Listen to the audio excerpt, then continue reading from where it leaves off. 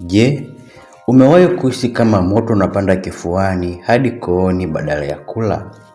Au siku unalala vizuri lakini dakika chache baadaye unashindwa kupumua vizuri kwa sababu ya kuungua tumboni? Kama unakutana na hali hii mara kwa mara, basi kuna uwezekano mkubwa una changamoto ya acid reflux. Lakini leo sitakwambia tu kuhusu ugonjwa huu, nitakuonyesha kitu hatari zaidi. Yaani makosa 10 yanayofanya acid reflux yako isipone kabisa hata kama unatumia dawa kila siku. Na makosa haya watu wengi wanayafanya bila kujua.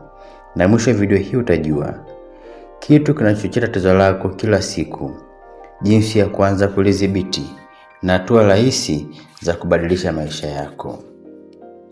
Kama ni mara ya kwanza kwenye channel hii, ni kuombe bonyeza alama subscribe kisha kengele pembeni yake. Tuanze kuangalia acid reflux ni nini. Acid reflux hutokea pale ambapo tindikali ya tumboni inapanda juu kwenye umio, yaani esophagus. Kwa kawaida, kuna valve ndogo inaitwa sphincter inayozuia tindikali kupanda. Lakini valve hii ikilegea na kuzoofika, tindikali inapanda, inachoma koo, inasababisha maumivu ya kifua na wakati mwingine hata kikohozi cha muda mrefu. Lakini hapa ndipo tatizo kubwa lilipo. Watu wengi hawatibu chanzo, wanatibu dalili tu, na ndiyo maana hali hurudi tena na tena. Kosa la kwanza, kula na kulala mara moja. Hii ni moja ya makosa yanayofanyika kila siku bila watu kujua hatari yake. Unakula chakula kizito halafu ndani ya dakika 20 mpaka 30 unajilaza au kwenda kulala. Wakati mwili wako uko katika hali ya kulala, chakula bado hakijachakatwa vizuri tumboni. Gesi huanza kujikusanya na asidi hupata njia rahisi ya kupanda juu kwenye umio. Matokeo yake ni usiku wa maumivu, kuungua kifua na kushindwa kulala vizuri. Suluhisho: subiri angalau masaa 2 hadi 3 kabla ya kulala baada ya kula. Kosa la pili, kula vyakula vya mafuta mengi. Chakula chenye mafuta mengi sana kama chipsi, nyama ya kukaanga na chakula cha haraka, yaani fast food, hufanya mfumo wa mmeng'enyo kuwa mzito na polepole. Matokeo yake, tumbo hujaa haraka, asidi huzalishwa zaidi na valve ya umio huzoofika. Hii ni sawa na kuongeza mafuta kwenye moto unaowaka tayari.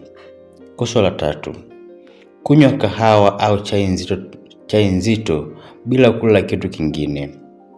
Kuanza siku bila chakula na kunywa kahawa na chai nzito kunaweza kuchochea acid reflux kwa watu wengi. Hii husababisha kuongezeka kwa asidi tumboni, kuwashwa kwa ukuta wa tumbo na mwanzo wa dalili za mapema mchana. Kwa baadhi ya watu, kahawa ni kichocheo kikubwa cha acid reflux bila wao kujua. Kosa la 4, kula sana usiku. Usiku mwili unapaswa kupumzika, si kupambana na chakula kizito. Lakini watu wengi hula sana jioni, hunywa soda baada ya chakula au kula vitafunwa kabla ya kulala. Matokeo yake, tumbo linabeba mzigo mkubwa, asidi husukumwa juu ukiwa umelala na usingizi unakuwa wa mateso. Kosa la 5, kupenda vyakula vya pilipili na viungo vikali. Chakula chenye pilipili kali na viungo vingi huongeza kuwashwa kwa tumboni, huamsha uzalishaji wa asidi na kuchelewesha mmeng'enyo wa chakula. Ingawa si kila mtu anaathirika sawa, kwa wagonjwa wa reflux ni kichocheo kikubwa sana. Kosa la 6, kunywa soda na vinywaji vya gesi.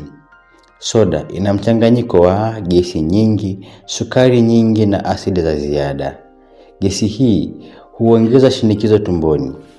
Shinikizo hili husukuma asidi kupanda juu kwenye kifua na koo. Ndiyo maana baada ya soda watu wengi huhisi kuchoma kifua. Kosa la 7, kuvaa nguo zenye kubana kiunoni. Nguo za kubana kiunoni huongeza presha kwenye tumbo, hupunguza nafasi ya mmeng'enyo wa kawaida na kusukuma asidi juu. Hili ni kosa la kimya kimya, lakini lina athari kubwa sana kwa muda mrefu. Kosa la 8. Stress na wasiwasi wa kila siku. Stress si tatizo la akili tu, linaathiri moja kwa moja tumbo. Hili ni msongo. Hali ya msongo huongeza uzalishaji wa asidi, huchelewesha mmeng'enyo na kuongeza hisia za maumivu. Ndiyo maana mtu akiwa na mawazo mengi, dalili za reflux huongezeka ghafla. Kosa la 9. Kutumia dawa bila mpango. Watu wengi hutegemea antiacid kila siku au dawa za kupunguza asidi bila ushauri. Tatizo kubwa, dawa hizi huficha dalili tu. Chanzo cha tatizo bado kinaendelea na mwili unaweza kuanza kuitikia dawa. Kosa la 10. Kupuuza dalili za mwanzo. Watu wengi huanza na dalili ndogo: kuungua kifua mara kwa mara, gesi kupanda au maumivu madogo tumboni, lakini huzipuuza wakisema ni kawaida tu hii. Huu ndio mwanzo wa tatizo kubwa zaidi ikiwa halitadhibitiwa mapema. Kwa muda dalili huongezeka na kuathiri usingizi, ulaji na maisha ya kila siku. Sasa unajua makosa 10 makubwa yanayofanya acid reflux isipone.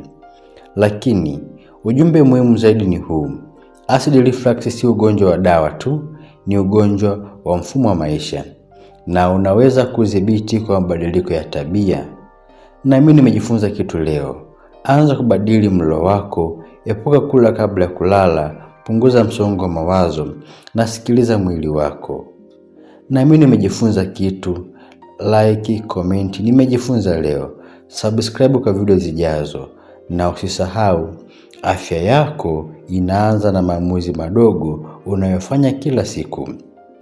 Nikutakie siku njema na Mungu akubariki.